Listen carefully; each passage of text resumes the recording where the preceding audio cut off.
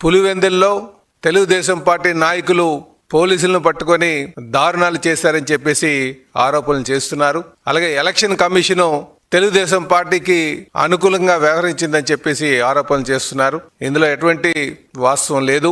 ఎందుకంటే election commission సంబంధించి ఎవరైతే ఈరోజు స్టేట్ ఎలక్షన్ కమిషన్ ఉన్నారో వారు నీలం సహాని వైసీపీ గవర్నమెంట్ లో వచ్చినటువంటి కమిషనర్ గారే, వారే ఈ రోజు వరకు కూడా నడుపుతున్నారన్న సంగతి మీరు గమనించాలని చెప్పి తెలియజేస్తున్నా. కనుక తెలుగుదేశం పార్టీ కమిషనర్ ని తీసుకొచ్చి పెట్టినటువంటి పరిస్థితి అక్కడ లేదు అన్నది చెప్పడం మా ఉద్దేశం అని చెప్పి తెలియజేస్తున్నాం.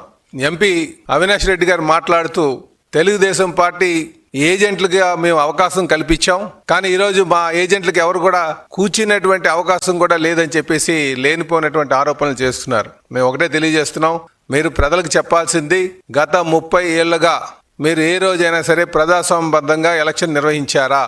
ఏ రోజు కూడా అన్ని కూడా ఏకగ్రీవంగా చేసుకున్నటువంటి సందర్భం మీరు గమనించాలని చెప్పి తెలియజేస్తున్నా. కానీ ఈరోజు ఏకగ్రీవంగా అలాంటి పరిస్థితి లేకుండా ప్రజాస్వామ్యం మళ్ళీ ప్రాణం పోసుకునే విధంగా తెలుగుదేశం పార్టీ అక్కడ మరి ఎలక్షన్ నిర్వహించడం జరిగిందని చెప్పేసి ఈ సందర్భంగా తెలియజేస్తున్నాం.